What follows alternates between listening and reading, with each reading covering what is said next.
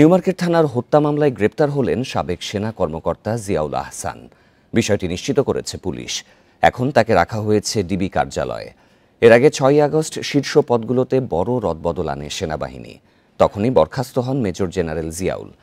National telecommunication monitoring centre NTMCর মহাপরিচালকের দায়িত্বে ছিলেন তিনি। ওই পদে থাকার সময় ফোনে আড়ি পাতা সহ মানবাধিকার লঙ্ঘনের অভিযোগ ওঠে তার বিরুদ্ধে। ২০০৯ সালে ছিলেন র্যাব ২-এর উপ অধিনায়কের দায়িত্বে। সে বছরই লেফটেন্যান্ট কর্নেল পদোন্নতি পেয়ে র্যাব সদর দপ্তরের গোয়েন্দা শাখার পরিচালক নিযুক্ত হন এই সেনা কর্মকর্তা।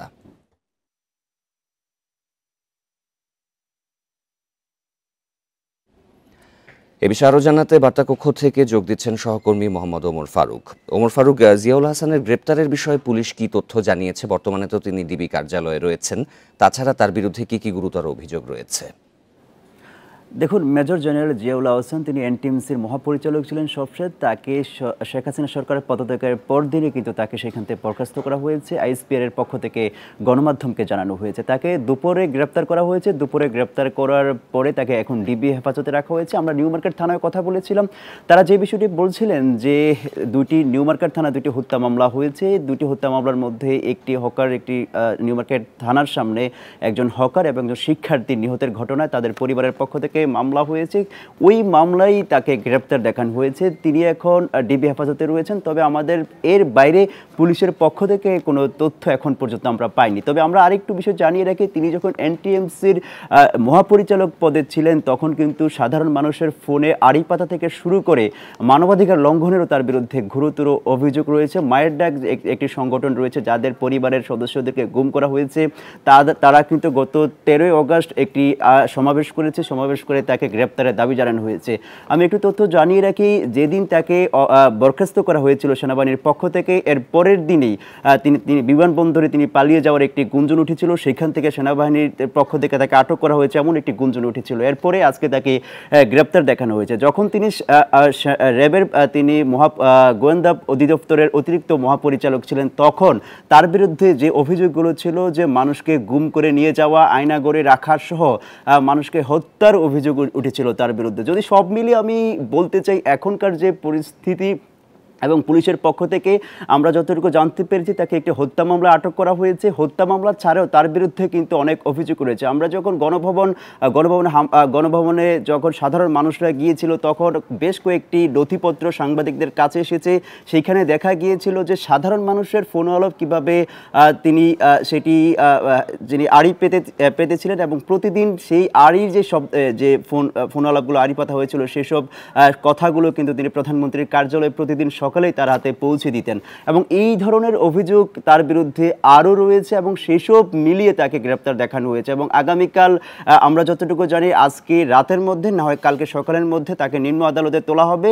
এবং অন্যান্য যেই আসামিদেরকে গত কয়েকদিনে গ্রেপ্তার করা হয়েছে তার নেই আমরা একটি অসমর্থিত সূত্র থেকে জানতে পেরেছি তার বিরুদ্ধে 10 দিনের রিমান্ড চাওয়া হবে বলে আমরা জানতে পেরেছি। সাবেক সেনা কর্মকর্তা জিয়াউল হাসানের গ্রেপ্তারের বিষয়ে বার্তাকক্ষ থেকে জানাচ্ছিলেন সহকর্মী ওমর ফারুক।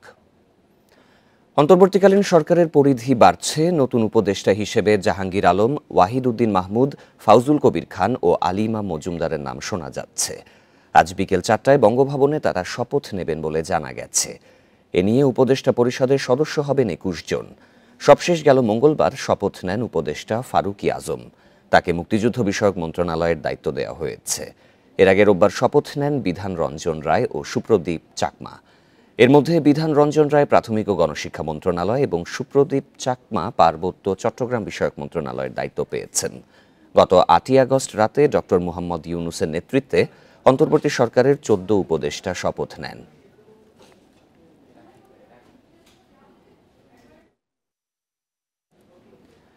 ভারতে বসে সুযোগের অপেক্ষায় সাবেক প্রধানমন্ত্রী শেখ হাসিনা এ বিষয়ে জনগণকে সতর্ক থাকার আহ্বান জানিয়েছেন মির্জা ফখরুল ইসলাম আলমগীর। সকালে নয়াপল্টনে বিএনপি চেয়ারপারসন খালেদা জিয়ার 80তম জন্মদিনের দোয়া মাহফিলে একথা জানান তিনি। এ সময় গণতন্ত্র পুনরুদ্ধারের আন্দোলনে খালেদা জিয়ার বলিষ্ঠ অবদানের কথা তুলে ধরেন তিনি। জানান খুব শিগগিরই তাকে উন্নত চিকিৎসার জন্য বিদেশে নেওয়া হবে। এছাড়া 15 বছর ধরে চলা বিএনপির আন্দোলনে ছাত্র জনতার সাফল্য এনে দিলেও কাঙ্ক্ষিত গন্তব্যে পৌঁছাতে সময় লাগবে বলেও মত তার। বলে নির্বাচনের মধ্য দিয়ে জনগণের অধিকার প্রতিষ্ঠা করতে পারলেই চূড়ান্ত সাফল্য আসবে।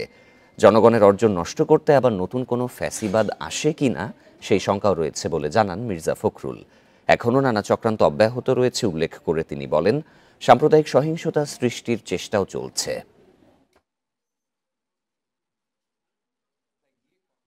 যে কোনো মুহূর্তে ভারতকে যিনি বসে আছেন শেখ হাসিনা, তিনি তার সুযোগ গ্রহণ করতে পারেন এবং চক্রান্ত শুরু করেছেন।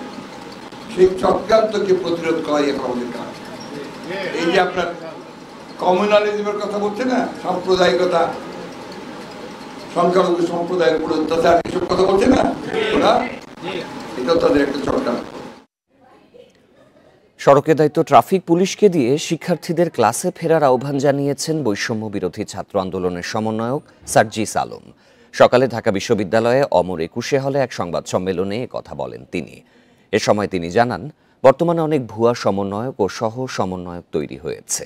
তারা ব্যক্তি স্বার্থে লুটপাটের জন্য কমিটিও করছে। তাদের বিরুদ্ধে আইন প্রয়োগকারী সংস্থার সদস্যরা ব্যবস্থা নেবেন বলে সতর্ক করেন সার্জিস।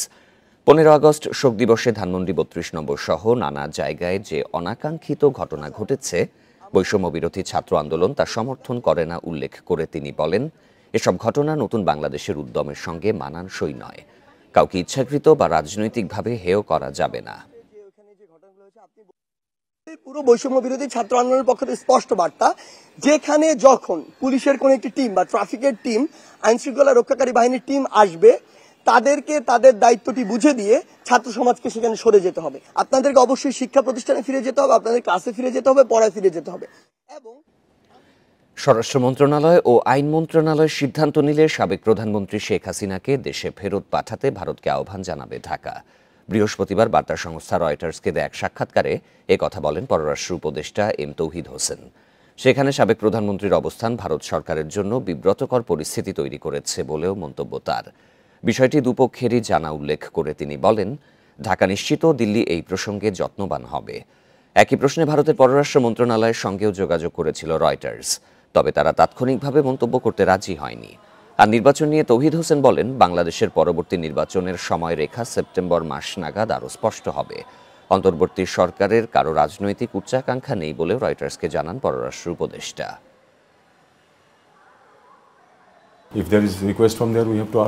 স্বরাষ্ট্র ও আইন মন্ত্রণালয় সিদ্ধান্ত নিলে আমরা শেখ হাসিনাকে দেশে ফিরিয়ে আনতে ভারতের প্রতি অনুরোধ জানাবো। যদি সেখান থেকেও কোনো দাবি ওঠে, তবে তা ভারত সরকারের জন্য বিব্রতকর পরিস্থিতি হয়ে দাঁড়াবে।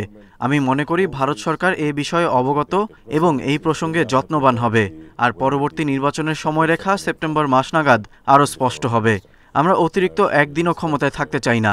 নির্বাচন ব্যবস্থা সংস্কার করতে যতটা সময় লাগে। এছাড়া অন্তর্বর্তী সরকারের কারোর কোনো রাজনৈতিক উচ্চাকাঙ্ক্ষাও নেই। মার্কিন যুক্তরাষ্ট্রের ওয়াশিংটনের কাউন্সিলর আরিফা রহমান রুমা ও কানাডার অটোয়ায় কাউন্সিলর মোবাশিরা ফারজানা মিথিলার চুক্তিভিত্তিক নিয়োগ বাতিল করা হয়েছে। একই সাথে তাদের ঢাকায় ফেরার নির্দেশ দেওয়া হয়েছে। গতকাল পররাষ্ট্র মন্ত্রণালয় থেকে পৃথক পৃথক প্রজ্ঞাপনে এই তথ্য জানানো হয়। পররাষ্ট্র মন্ত্রণালয়ের সংস্থাপন বিভাগের পরিচালক সবুজ আহমেদ স্বাক্ষরিত প্রজ্ঞাপনে বলা হয়, তাদের চুক্তিভিত্তিক নিয়োগ বাতিল করা হলো। এতে আগামী ৩১ আগস্টের মধ্যে তাদের ঢাকায় ফেরার নির্দেশনা দেওয়া হয়েছে।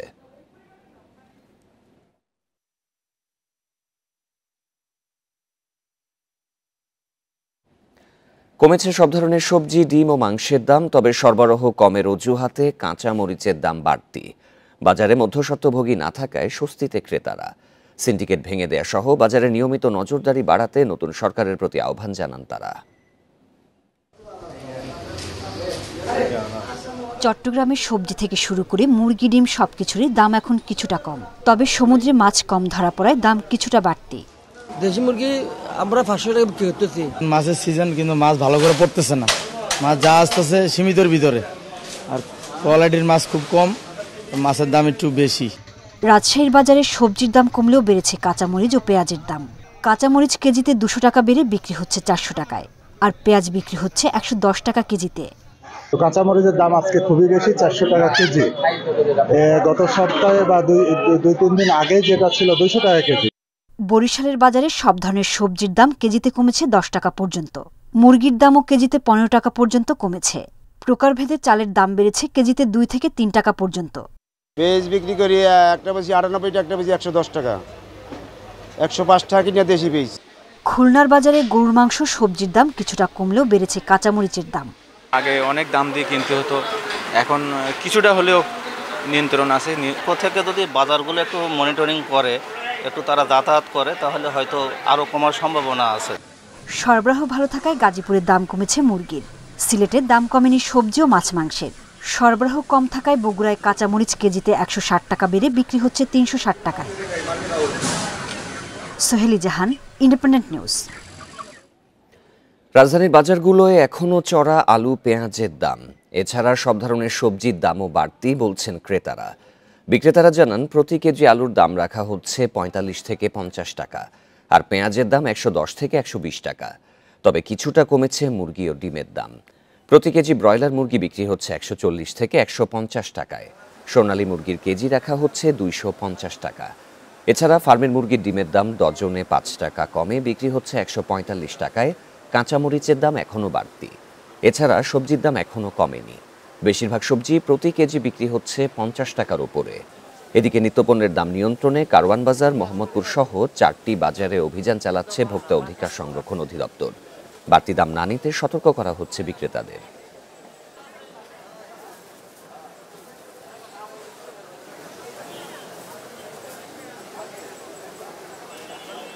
সিরাজগঞ্জ, ফেনী এবং ফরিদপুরের পাড়া মহল্লা সড়ক ও স্কুল কলেজের দেয়ালে রং তুলিতে আঁকা হচ্ছে নানা ছবি ও স্লোগান। বৈষম্য বিরোধী আন্দোলনের বিভিন্ন ঘটনা তুলে ধরা হচ্ছে এসব দেয়াল চিত্রে।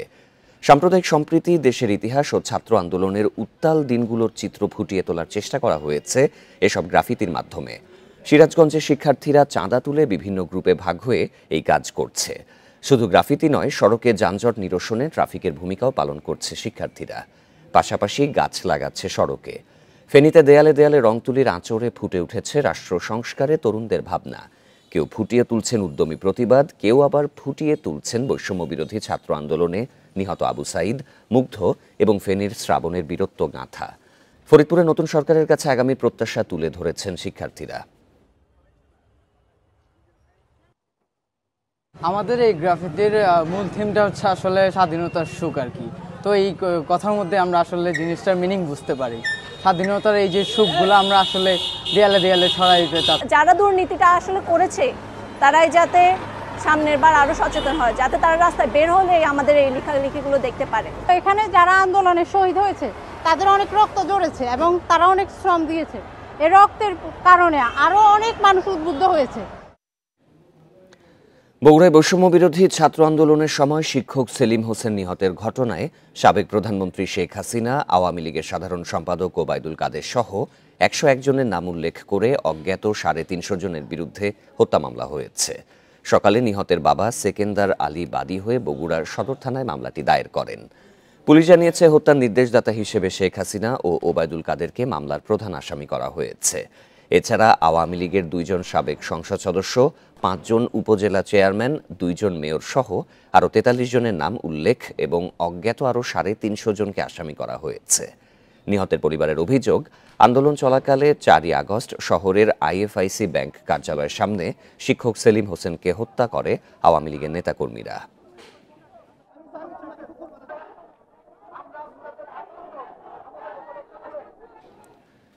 এ বিষয়ে জানাতে বগুড়া থেকে যোগ দিচ্ছেন সহকর্মী জজিফ হোসেন। জজিফ, এই হত্যা মামলার বিষয়ে কি কি তথ্য আপনার কাছে রয়েছে, বিস্তারিত জানাবেন।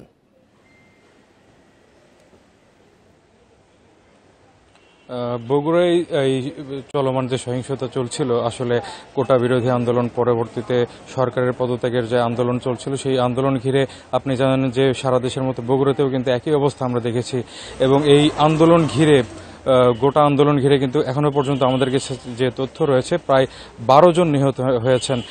তো এই 12 জনের মধ্যে গতকাল অর্থাৎ আজকে দিবাগত রাত 12টার পরে সেলিম হোসেনের যিনি বাবা রয়েছেন উনি কিন্তু সদর থানায় হাজির হয়ে একটি হত্যা মামলা দায়ের করেন এবং এই হত্যা মামলায় সাবেক প্রধানমন্ত্রী শেখ হাসিনা এবং ওবায়দুল কাদের সহ এখানকার যে স্থানীয় নেতৃবৃন্দ রয়েছে, আওয়ামী লীগের সভাপতি, সাধারণ সম্পাদক সহ অন্যান্য যারা রয়েছেন, স্বেচ্ছাসেবক লীগ, তারপরে ছাত্রলীগের যারা নেতাকর্মী রয়েছে, তাদের বিরুদ্ধে কিন্তু তাদের মামলা 101 জনের বিরুদ্ধে অর্থাৎ একটি মামলা দায়ের করা হয় এবং পরবর্তীতে আরও এর আগে আসলে 2টি মামলা দায়ের করা হয়। এই 2টি মামলার মধ্যে একটি হলো বিএনপির যে কার্যালয় রয়েছে, শহরের যে কার্যালয় রয়েছে, এই শহরের কার্যালয়ে আপনার অগ্নিসংযোগ এবং ভাঙচুরের ঘটনায় প্রায় 82 জনের বিরুদ্ধে মামলা করা হয় এবং আরেকটি মামলা করা হয়েছে যে শ্রমিক দলের অফিস কার্যালয়ে যেটি ভাঙচুর এবং অগ্নিসংযোগ করা হয়েছে, সেই অগ্নিসংযোগের কারণে কিন্তু আরেকটি মামলা দায়ের করা হয়েছে।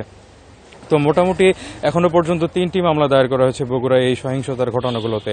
এখনো পর্যন্ত আইনশৃঙ্খলা বাহিনীর সদস্যরা একজনকে গ্রেপ্তার করতে সক্ষম হয়েছেন, কিন্তু এখনো পর্যন্ত আর কেউ কিন্তু গ্রেপ্তার হননি। এখন আমরা যে স্থানটিতে দাঁড়িয়ে সেটা কিন্তু বগুড়া সদর থানা, অর্থাৎ যে অস্থায়ী কার্যালয় রয়েছে, সেই অস্থায়ী কার্যালয়ের যিনি প্রধান রয়েছেন, ভারপ্রাপ্ত কর্মকর্তা, সেই ভারপ্রাপ্ত কর্মকর্তা সাইহান ওয়ালিউল্লাহ জানিয়েছেন যে আসলে এখনো পর্যন্ত একজনকেই গ্রেপ্তার করেছে এবং বাকি আসামিদের গ্রেপ্তারের চেষ্টা চলছে। বগুড়া থেকে জানাচ্ছিলেন সহকর্মী জজিফ হোসেন। কর্মস্থলে অনুপস্থিত রাজশাহী সিটি কর্পোরেশনের 90% জনপ্রতিনিধি, এতে ব্যাহত হচ্ছে নাগরিক সেবা। কর্মকর্তারা বলছেন সিটি কর্পোরেশনের কার্যক্রম স্বাভাবিক করার চেষ্টা করছেন তারা। রাজশাহী নগর ভবন থেকে শুরু করে ওয়ার্ড কাউন্সিলর কার্যালয় সবই পরিণত হয়েছে ধ্বংসস্তূপে। 5 আগস্ট পরবর্তী পরিস্থিতিতে আত্মগোপনে সিটি মেয়র থেকে শুরু করে বেশিরভাগ ওয়ার্ড কাউন্সিলর। উদ্বুদ্ধ পরিস্থিতিতে কাঙ্ক্ষিত সেবা থেকে বঞ্চিত নগরবাসী। বন্ধ নাগরিকত্ব, জন্ম নিবন্ধন, মৃত্যু সনদ সহ 12 ধরনের সেবা। এখন কোনো অবস্থাতে কোথাও তাদের খুঁজে পাওয়া যাচ্ছে না এবং নাগরিক সেবা কিন্তু জনগণ পাচ্ছে না। জন্ম সনদ, টিকা সনদ, জন্ম নিবন্ধন যাবতীয় কার্যক্রমগুলো বিগত কয়েকদিন যাবৎ বন্ধ থাকার কারণে আমরা দুর্ভোগে পড়েছি। 90% বেশি জনপ্রতিনিধি কর্মস্থলে অনুপস্থিত থাকলেও সিটি কর্পোরেশনের কর্মকর্তারা বলছেন কার্যক্রম স্বাভাবিক করার চেষ্টা চালাচ্ছেন তারা। সার্বিকভাবে আমি যতটা এই অবস্থা থেকে হতাশ হয়েছিলাম, আমি এখন আশাবাদী হচ্ছি যে আমরা পুনর্গঠনে কর্পোরেশনকে স্বাভাবিক অবস্থায় ফিরিয়ে নিয়ে যাওয়ার জন্য আমরা হয়তো ইনশাল্লাহ সক্ষম হব। জেলা প্রশাসক বলছেন জনপ্রতিনিধিরা কর্মস্থলে না ফিরলে সংশ্লিষ্ট মন্ত্রণালয়কে জানানো হবে, এর ভিত্তিতে নেওয়া হবে প্রয়োজনীয় ব্যবস্থা। নাগরিক সেবা পুনরুদ্ধারের জন্য আমাদের সরকারের দিক থেকে যে নির্দেশনা রয়েছে সেই নির্দেশনা প্রতিপালন করে আমাদের সম্মানিত জনপ্রতিনিধিরা কাজে ফিরে আসবেন এবং দীর্ঘ সময় যদি কেউ অনুপস্থিত থাকেন তাহলে সেই বিষয়টি দৃষ্টি আকর্ষণ করে আমরা সংশ্লিষ্ট মন্ত্রণালয়ে চিঠি লিখব। মেয়রের পাশাপাশি রাজশাহী সিটির 30টি ওয়ার্ডের মধ্যে 26 জন ওয়ার্ড কাউন্সিলরই আওয়ামী লীগ সমর্থিত। Mustafizur Rahman, independent news, Rajshahi. রাজশাহীর পরিস্থিতি জানাতে এবার যোগ দিচ্ছেন সহকর্মী মুস্তাফিজুর রহমান। মুস্তাফিজুর, প্রায় 12 ধরনের নাগরিক সেবা থেকে বঞ্চিত হচ্ছেন নগরবাসী। তো এই যে 90%-এর বেশি জনপ্রতিনিধি অনুপস্থিত, এই সমস্যার সমাধান কবে নাগাদ করা হবে?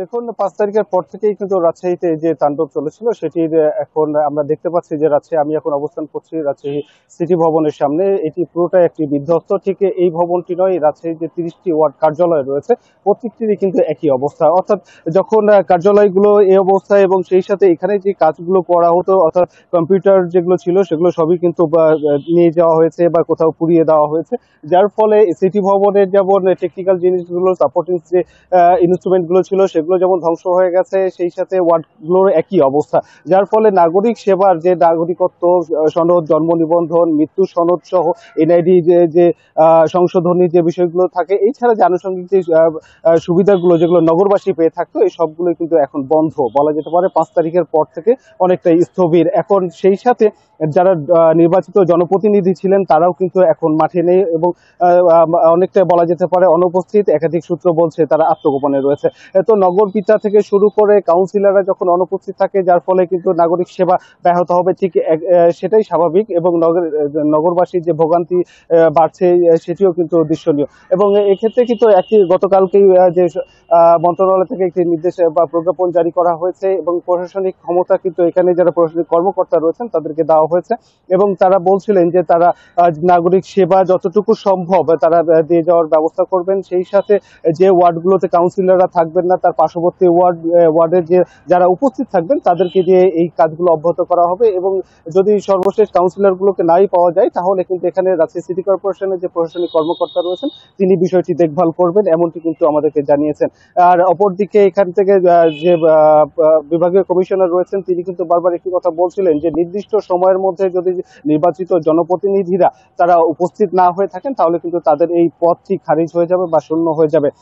এরপরে কিন্তু তারা তার পরবর্তীতে যে পদক্ষেপ, আইনি পদক্ষেপ, সেই দিকে তারা এগিয়ে যাবেন। তো এখন পর্যন্ত আমরা যতটুকু দেখছি যে রাজশাহী নগরীতে যে কাউন্সিলরগুলো ছিলেন তারা অধিকাংশ নেই, কিছু মহিলা কাউন্সিলর রয়েছেন বিভিন্ন ওয়ার্ডে, কিন্তু যে নির্বাচিত যারা কাউন্সিলর ছিলেন অর্থাৎ 30টি ওয়ার্ডের 30টি কাউন্সিলর, কিন্তু এর মধ্যে 26টি এখানে আওয়ামী লীগ সমর্থিত বা আওয়ামী লীগ মনোনীত এখানে যে নির্বাচিত জনপ্রতিনিধি তারা উপস্থিত তারা ছিলেন এবং তারা এখন আত্মগোপনে রয়েছে, যার ফলে সব মিলিয়ে বলা যেতে পারে যে নাগরিক সেবা এক ধরনের স্থবিরতা চলে এসেছে রাজশাহী সিটি কর্পোরেশনে। এই ছিল রাজশাহী থেকে সর্বশেষ। রাজশাহী সিটি কর্পোরেশনে ব্যাহত হচ্ছে নাগরিক সেবা, জানাচ্ছিলেন সহকর্মী মুস্তাফিজুর রহমান। সিলেট সিটি কর্পোরেশনের মেয়র ও 30 কাউন্সিলরের আত্মগোপনে থাকায় দুর্ভোগে পড়েছেন নগরবাসী। গত 5ই আগস্টের পর থেকে তাদের অনুপস্থিতিতে নগর ভবনের কার্যক্রমে এসেছে স্থবিরতা। প্রধান নির্বাহী কর্মকর্তা জানিয়েছেন, জনপ্রতিনিধিদের ছাড়া যেসব সেবা দেওয়া সম্ভব তা দেওয়ার চেষ্টা করছেন কর্মকর্তারা। ছাত্র জনতার আন্দোলনের মুখে শেখ হাসিনার পদত্যাগ ও দেশ ছাড়ার পর সিলেট সিটি কর্পোরেশনে হামলা চালায় দুর্বৃত্তরা। এরপর থেকে সিটি মেয়র আনোয়ারুজ্জামান চৌধুরী সহ 30 ওয়ার্ড কাউন্সিলর গেছেন আত্মগোপনে। জনপ্রতিনিধিদের অনুপস্থিতিতে জন্ম ও মৃত্যু সনদ ও নাগরিক সনদের মতো গুরুত্বপূর্ণ সেবা পাচ্ছেন না নগরবাসী। এতে নানা বিড়ম্বনায় পড়েছেন তারা। কাউন্সিলর না থাকলে তো কত প্রবলেম, চলাফেরও প্রবলেম, কাগজ লেগে গেলে আপনি কাগজ হইতে না। আমার যদি আজকে একটা নাগরিকত্ব সনদপত্র দরকার পড়ে, সিগনেচার দরকার পড়ে, আমার সিটি কর্পোরেশন মেয়র নাই, আমার ইউনিয়ন পরিষদ সেখানে চেয়ারম্যান নাই, সেখানে মেম্বার নাই, আমি কোথায় যাব? জনপ্রতিনিধিদের অনুপস্থিতিতে কিছু কার্যক্রম ব্যাহত হওয়ার কথা উল্লেখ করে অন্যান্য সেবা দেওয়ার কথা জানিয়েছেন প্রধান নির্বাহী কর্মকর্তা। মেয়র মহোদয়ের কাছে আসলে সব কাজ মানে আর্থিক ফাইল বা ইয়ে ছাড়া সব কাজও কিন্তু মেয়র মহোদয়, যেসব সেবা পাবলিক রিলেটেড ম্যাক্সিমাম সেবাই কিন্তু শাখা বা বিভাগীয় পর্যায়ে হয়ে থাকে এবং সেই অনুযায়ী কিন্তু আমরা আমাদের স্বাভাবিক কার্যক্রম চালিয়ে যাচ্ছে। আমরা আশা করছি মন্ত্রণালয় থেকে কোনো নির্দেশনা পেলে আমরা এই বিষয়গুলো আর একটু বেশি স্পষ্ট হতে পারব। দ্রুত স্বাভাবিক কার্যক্রম চালুর দাবি নগরীর 42টি ওয়ার্ডের 10 লাখ বাসিন্দার। এদিকে মেয়র কাউন্সিলরদের পদত্যাগের দাবি জানিয়েছে বৈষম্য বিরোধী ছাত্র আন্দোলন। Independent news. চট্টগ্রাম মহানগরের 16টি থানার পুলিশ এখনও মাঠে নামতে পারেনি, তবে কয়েকদিন থেকে দাপ্তরিক কাজ করছে নিয়ম করে। সীমিত পরিসরে মাঠে আছে ট্রাফিক পুলিশও। শিক্ষার্থীরা সব ধরনের সহযোগিতা নিয়ে মাঠে থাকায় পুলিশের মনোবল বাড়ছে, দাবি তাদের। থানাগুলো যেন ধ্বংসস্তূপ, ভবনের সামনে পোড়া গাড়ির সারি। এর মধ্যেই চট্টগ্রাম মহানগরের 16 থানায় চলছে দাপ্তরিক কাজ, তবে এখনও মাঠে নামেনি পুলিশ। এদিকে সীমিত পরিসরে কয়েকদিন ধরে সড়ক ব্যবস্থাপনায় কাজ করছে ট্রাফিক পুলিশ। নগরীর 10টি স্পটে ট্রাফিক কার্যক্রম পরিচালনায় দেখা মিলেছে তাদের। সঙ্গে কাজ করছে শিক্ষার্থীরাও। পুলিশের কাজে ফেরাকে স্বাগত জানিয়ে দুর্নীতি থেকে বেরিয়ে আসার আহ্বান তাদের। ছাত্ররা অলওয়েজ ছিল, থাকবে, স্যারদের সাথে আমাদের কোনো মতবিরোধ নেই, কোনো কিছু নেই। আজ থেকে আমরা সবাই একসাথে কাজ করব, দেশের সংস্কারে এগিয়ে চলবো। রাস্তায় রাস্তায় যেসব সিন্ডিকেট চলছে, যেসব জবরদখল চলছে, এই জবরদখলগুলো যাতে আমরা আবার রুখে দিতে পারি, এই কাজটা আগে আমরা পুলিশের কাছে আহ্বান জানাবো। নিরাপত্তা নিয়ে শঙ্কা কাটিয়ে কাজে ফিরতে শিক্ষার্থীসহ সব শ্রেণীর মানুষের সহযোগিতা প্রয়োজন বলছেন পুলিশ সদস্যরা। পুলিশ সারা জীবনই জনগণের বন্ধু হয়ে থাকতে চায় এবং এই জিনিসটা তাদের উদ্যমের মাধ্যমে আমাদেরকে আরও বেশি উদ্যমী করেছে। তারা যে আমাকে বরণ করে নিয়েছে, ভবিষ্যতে আরও কাজটা যেন আমরা ভালোভাবে করতে পারি। নিরাপত্তা নিশ্চিতে বিভিন্ন থানায় এখনও মোতায়েন আছে সেনা সদস্য। কয়েকদিনের মধ্যে পরিস্থিতি পুরোপুরি স্বাভাবিক হবে আশা পুলিশ কমিশনারের। ছাত্ররা এবং সাধারণ মানুষ তারা একবার মানে আমাদেরকে ওয়েল জানিয়েছে আমাদেরকে। তারা অনেক জায়গায় দেখলাম তারা ফুল দিয়ে শুভেচ্ছা জানিয়েছে এবং তারা একটা স্বস্তির নিঃশ্বাস ফেলেছে। গত 5 আগস্ট রাতে হামলা থেকে বাঁচতে পুলিশ শূন্য হয়ে পড়ে মহানগরের সব থানা। এর মধ্যে 6 থানায় আগুন ধরিয়ে দেওয়া সহ বেশিরভাগ থানায় ভাঙচুর ও লুটপাট চালানো হয়। আলমগীর সবুজ, ইন্ডিপেন্ডেন্ট নিউজ, চট্টগ্রাম। এ বিষয়ে জানাতে চট্টগ্রাম থেকে যোগ দিচ্ছেন সহকর্মী আহসান রিটন। রিটন, সবগুলো থানার কার্যক্রম কবে নাগাদ স্বাভাবিক হতে পারে? পুলিশ কমিশনার এ বিষয়ে কি বলেছেন?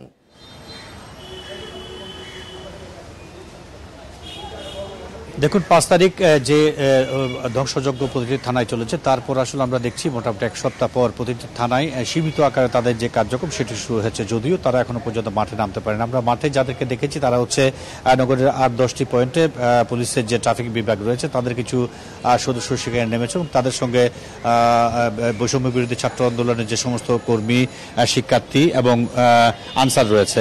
আপনি জানেন যে চট্টগ্রামের যে 16টি থানা রয়েছে, গত 5 আগস্ট রাতে এই সমস্ত থানার মধ্যে 11টি থানায় আসলে একেবারে বিচ্ছিন্ন করে দেওয়া হয়েছিল। আমরা এই মুহূর্তে আছি চট্টগ্রামের কোতোয়ালি থানায়। আপনি যদি চারপাশটা দেখেন তাহলে দেখবেন যে একেবারে ধ্বংসযজ্ঞের মধ্যে পুরো থানা এলাকাটি দাঁড়িয়ে আছে।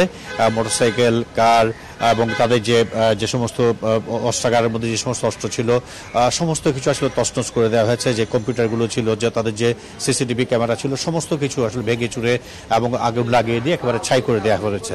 এবং এরপর থেকে আমরা দেখেছি প্রথম 3-4 দিন একেবারে অরক্ষিত ছিল প্রতিটি থানা। তারপর থেকে আমরা দেখছি যে ছোট কক্ষে তারা আসলে তাদের যে জিডি নেওয়া থেকে শুরু করে যে প্রাথমিক পর্যায়ে যে সমস্ত কাজ সেগুলো তারা শুরু করেছেন। তবে এখনো পর্যন্ত তারা আসামি ধরার জন্য যে অভিযান চালানো কিংবা অন্য কোনো কার্যক্রম, বড় কোনো কার্যক্রম তারা আসলে শুরু করতে পারছেন না। আমরা দেখেছি চট্টগ্রামের ইপিজেড থানা, পতেঙ্গা, পাহাড়তলী, আকবরশাহ এবং এই যে কোতোয়ালি থানা আমরা দাঁড়িয়ে আছি, প্রতিটি থানা এখন আসলে ধ্বংসস্তূপ এবং পুলিশ সদস্যরা শতভাগ চেষ্টা করছেন যাতে মানুষ যে প্রতিদিন এখানে আসলে কেউ না কেউ কোনো না কোনোভাবে জিডি কিংবা অন্যান্য সমস্যা নিয়ে আসে, জিডি করার জন্য আসছে, তাদেরকে জিডি করার পরামর্শ দিচ্ছেন এবং তারা সাধ্যমতো জিডি নিচ্ছেনও। কিন্তু এর বাইরে যে কার্যক্রম সেটি এখনো পর্যন্ত শুরু হয়নি। আর এই যে এখানে প্রাথমিক পর্যায়ে যে তারা কাজ করছেন সেটিও আসলে এক ধরনের অনিশ্চয়তা তাদের মধ্যে কাজ করছে এবং সেই বিষয়টিকে মাথায় রেখে আমরা দেখেছি সবগুলো থানার সামনে সেনাবাহিনী রয়েছে, পাশাপাশি আনসারও রয়েছে। এর বাইরে আমি যেটি দেখছি সেটি হচ্ছে শিক্ষার্থীরাও পুলিশের সাথে কাজ করছে। তো সবকিছু মিলিয়ে আমরা আসলে দেখছি যে থানাগুলো ক্রমশ আসলে স্বাভাবিক হতে শুরু করেছে। তবে যে পরিমাণ ধ্বংসযজ্ঞ এখানে চলেছে সেটি কাটিয়ে উঠে পুরোদমে কখন আমাকে আসলে তারা পুরোদমে আসলে কাজ শুরু করতে পারবেন সেটি একটি সময় সাপেক্ষ এবং প্রশ্ন রাখে। আমরা থানার ওসির সাথে কথা বলেছি, চট্টগ্রাম মেট্রোপলিটন পুলিশের যিনি কমিশনার রয়েছে তার সাথে কথা বলেছি। তিনিও যেটি বলছেন সেটি হচ্ছে মানুষ আসলে থানা পুলিশকে ভালোবাসে, থানা হচ্ছে তাদের আসলে আশ্রয়স্থল এবং সেই কারণে থানাকে যত দ্রুত কার্যকর করা যায়। আশা করছি যত তাড়াতাড়ি সম্ভব পরিস্থিতি স্বাভাবিক হবে। চট্টগ্রামে পুলিশের কার্যক্রম নিয়ে জানাচ্ছিলেন সহকর্মী আহসান রিটন। তথ্য ও যোগাযোগ প্রযুক্তি অধিদপ্তরের প্রকল্প থেকে রাজস্ব খাতে স্থানান্তরিত কর্মকর্তাদের চাকরি স্থায়ীকরণ বাতিল দাবিতে অধিদপ্তরের মহাপরিচালক সহ 3 কর্মকর্তাকে অবরুদ্ধ করে বিক্ষোভ করেছেন কর্মচারীরা। বৃহস্পতিবার আগারগাঁওয়ে আইসিটি টাওয়ারের জেলা উপজেলা থেকে আসা 150 কর্মকর্তা-কর্মচারী প্রজ্ঞাপন বাতিলের দাবিতে কর্মকর্তাদের অবরুদ্ধ করে রাখেন। 14 আগস্ট কম্পিউটার কাউন্সিলের 2টি উন্নয়ন প্রকল্প শেষ হওয়ায় সেখান থেকে আইসিটি অধিদপ্তরের রাজস্ব খাতে স্থানান্তরিত 163 কর্মকর্তার চাকরি স্থায়ী করে প্রজ্ঞাপন জারি করা হয়। এতে পিএসসির মাধ্যমে সরাসরি নিয়োগপ্রাপ্ত 529 কর্মকর্তার প্রতি বৈষম্য করা হয়েছে বলে অভিযোগ করা হয়। আইসিটি অধিদপ্তর এবং আইসিটি বিভাগ থেকে কোনো ব্যবস্থা না নেয়ায় সারারাত মহাপরিচালক সহ সেখানে অবস্থানের সিদ্ধান্ত নেন আন্দোলনকারীরা। চাকরি স্থায়ীকরণ সেটা আসছে 1/7/2014। 1/7/2014-তে তারা চাকরিতে কর্মরতই ছিল না, তারা অবৈধভাবে এই নিয়োগটা করা হয়েছে। আমাদের কমিটি বা বিভিন্ন আইন এবং আমাদের যে বিধি আছে সেগুলো লঙ্ঘন করে এই প্রজ্ঞাপনটা জারি করা হয়, যেখানে তাদের স্থায়ীকরণ নিয়মিতকরণের অনেক আগে হয়ে যায়। ছোটোখাটো হয়তো কিছু অ্যানোমালিস আছে, তো অ্যানোমালিসগুলো আমরা হয়তো একটু যাচাই বাছাই করে দেখতেছি। যদি সে ধরনের কোনো ছোটোখাটো অ্যানোমালিস বা ক্লারিক্যাল ভুল থাকে, সেটা হয়তো আমরা সচিব স্যারের সাথে মন্ত্রণালয়ে কথা বলে হয়তো আমরা পরবর্তী বছর সচিব স্যারের সাথে অলরেডি কথা হয়েছে। ইসলামী ব্যাংকের পরিচালনা পর্ষদ ভেঙে দিতে বাংলাদেশ ব্যাংকের গভর্নরকে চিঠি দিয়েছেন ব্যাংকটির শতাধিক কর্মকর্তা। চিঠিতে বলা হয়েছে, পরিচালনা পর্ষদ ও কিছু অসাধু কর্মকর্তার যোগসাজশে ব্যাংকের তহবিল লুটপাটের যে তথ্য গণমাধ্যমে প্রকাশিত হয়েছে, বাস্তব অবস্থা এর চেয়েও ভয়াবহ। বৃহস্পতিবার বাংলাদেশ ব্যাংকে এই চিঠি জমা দেয়া হয়। দীর্ঘদিন লুটপাটের ধারা অব্যাহত থাকার কারণে ব্যাংকটির স্বাভাবিক কার্যক্রম চালানো কঠিন হয়ে পড়েছে। চিঠিতে বলা হয়েছে, ইসলামী ব্যাংকের হারানো গৌরব পুনরুদ্ধার, ব্যাংকের সব অংশীদারদের স্বার্থ রক্ষা, তাদের আস্থা ফেরানো এবং ব্যাংকের স্বাভাবিক কার্যক্রম আবারও চালু করার জন্য ব্যাংক কোম্পানি আইন অনুযায়ী বর্তমান পরিচালনা পর্ষদ ভেঙে দিতে হবে। এছাড়া শত দুর্নীতিমুক্ত ইসলামী ব্যাংকের প্রতি সহানুভূতিশীল বিজ্ঞ ব্যক্তি অথবা প্রয়োজনে সাবেক পরিচালকদের কয়েকজনের সমন্বয়ে পরিচালনা পর্ষদ পুনর্গঠনের দাবিও জানানো হয় চিঠিতে।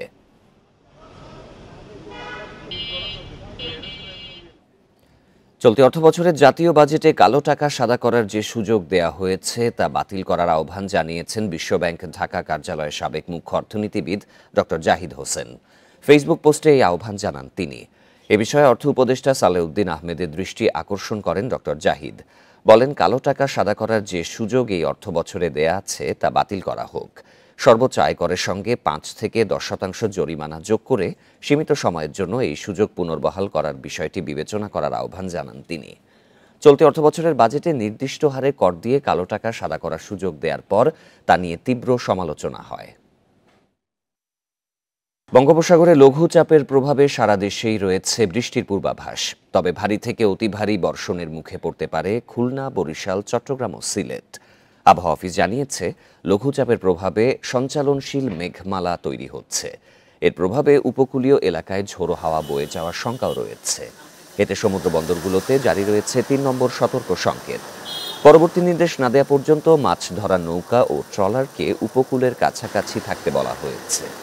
এদিকে ভোর 6টা পর্যন্ত গত 24 ঘন্টায় দেশের সর্বোচ্চ তাপমাত্রা রেকর্ড করা হয় শ্রীমঙ্গলে 36.4 ডিগ্রি সেলসিয়াস। এ সময় সর্বোচ্চ বৃষ্টি হয় সিলেটে 61 মিলিমিটার।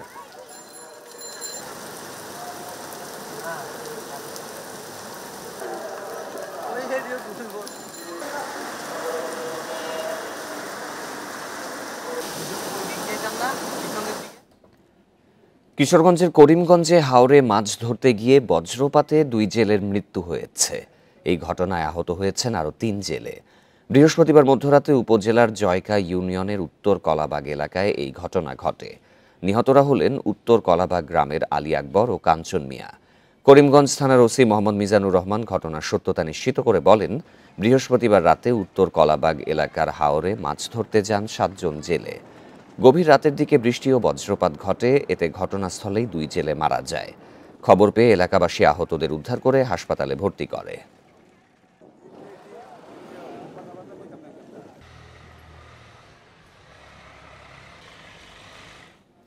ভাঙনে দিশেহারা 10 আনি যমুনা, ব্রহ্মপুত্র ও তিস্তা পারের মানুষ। ঝুঁকিতে রয়েছে জামালপুরের 42 কিলোমিটার নদী তীর। এছাড়া লালমনিরহাটের বামতীর এলাকাতে ভাঙন চলছে। নদী ভাঙন ঠেকাতে তিস্তাকে ঘিরে সুষ্ঠু পরিকল্পনা নেয়ার দাবি স্থানীয়দের। কয়েক হাত এগুলে 10 আনি নদী গ্রাস করবে জামালপুরের আব্দুর রহিম খানের ভিটা। এর আগে 4 বার ভাঙতে হয়েছে ঘর। 4 বার ভাঙলাম, এনি বাসে পাল ভাঙা পড়ব, এনেও থাকতে পাই না ভাই, ঠিক নেই, সারা জীবন এইভাবেই গেল। বক্সিগঞ্জের খানপাড়ার মতো জেলায় এখনও ভাঙন ঝুঁকিতে আছে যমুনা, ব্রহ্মপুত্র সহ কয়েকটি নদীর 42 কিলোমিটার এলাকা। পানি উন্নয়ন বোর্ড জানিয়েছে, 15 বছরে নদীর তীর রক্ষা বাঁধের কাজ হয়েছে 29 কিলোমিটার, ব্যয় হয়েছে 1200 কোটি টাকা। উন্নত বিশ্বে নদী ভাঙন কল্পে তারা যে ব্যবস্থা নেয়, আমাদের দেশের পানি উন্নয়ন বোর্ড ওই তাদের মতো যদি ব্যবস্থা নেয় বা পরামর্শ নেয়, তাহলে এই নদী ভাঙন রুটটা বন্ধ হবে। যে সকল স্থানে এখনও অরক্ষিত রয়েছে সেই অংশগুলোতে আমরা স্টাডি প্রকল্প হাতে নিয়েছি।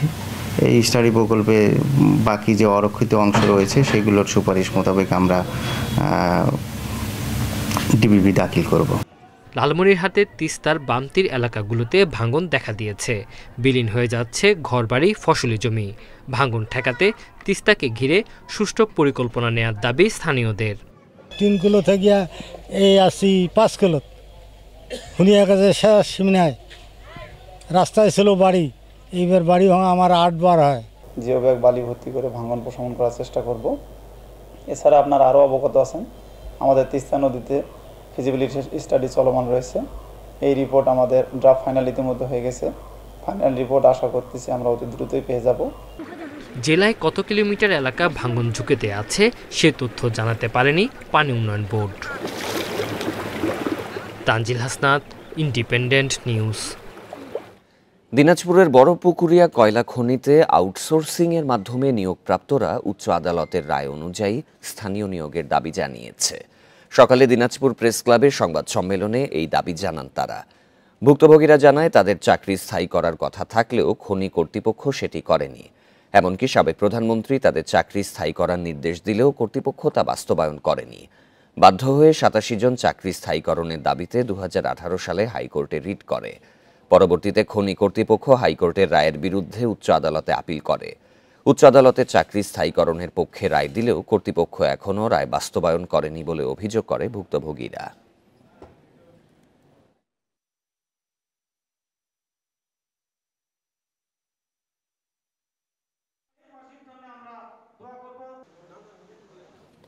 রংপুরে কেন্দ্রীয় কারাগারে কারারক্ষী বাহারুল মারা যাওয়াকে কেন্দ্র করে দুই পক্ষের সংঘর্ষ হয়েছে।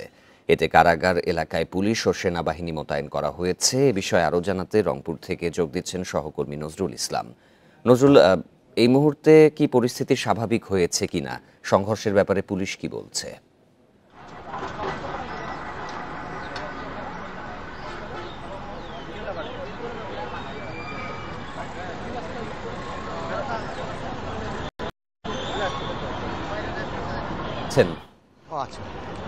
দেখুন, আসলে সকালে কিন্তু এই ঘটনাটা ঘটেছে রংপুর কেন্দ্রীয় কারাগারে। আমি যদি একটু দেখাই যে কেন্দ্রীয় কারাগারে অর্থাৎ যারা আসামি রয়েছে তাদের ভিতরে কিন্তু সংঘর্ষটা ঘটে। এই আসামিদের কেন্দ্র করে কিন্তু এই সংঘর্ষের পরে কিন্তু আমরা দেখেছি যে এখানে পুলিশ, বিজেপি, র্যাব মোতায়েন রয়েছে। এই ঘটনায় কিন্তু একটি তদন্ত টিম গঠন করা হয়েছে। তদন্ত টিমে যে এখানকার যে কারারক্ষী রয়েছে শাহজাহান, মোতালেব, দুইজনকে বরখাস্ত করা হয়। আর যিনি মারা গেছেন ওনার নাম হচ্ছে বাহারুল, তার বাড়ি হচ্ছে পীরগঞ্জে।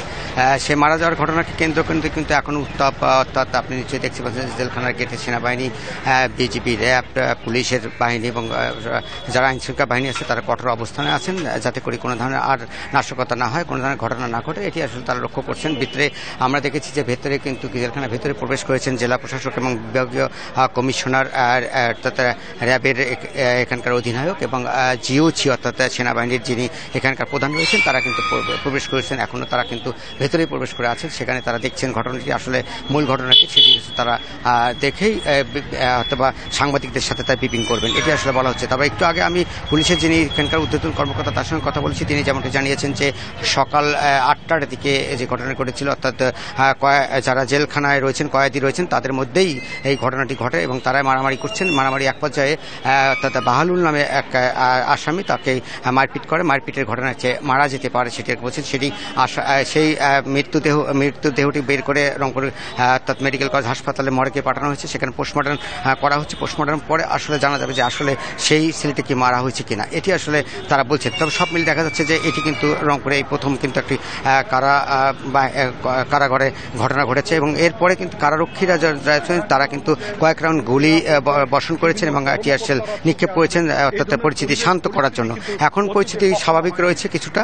আমরা যেটা জেনেছি যে এটি উত্তাপ রয়েছিল অনেকক্ষণ আগ থেকেই। আমরা কিন্তু যখন কারাগারের গেটে প্রবেশ করার পরে দেখেছি যে ভেতরে কোনো ধরনের সাধারণ মানুষ কিংবা প্রশাসনের লোকজন কিন্তু ঢুকতে পারেনি, কারণ সেখানে গোলাগুলির শব্দ পাওয়া গেছে।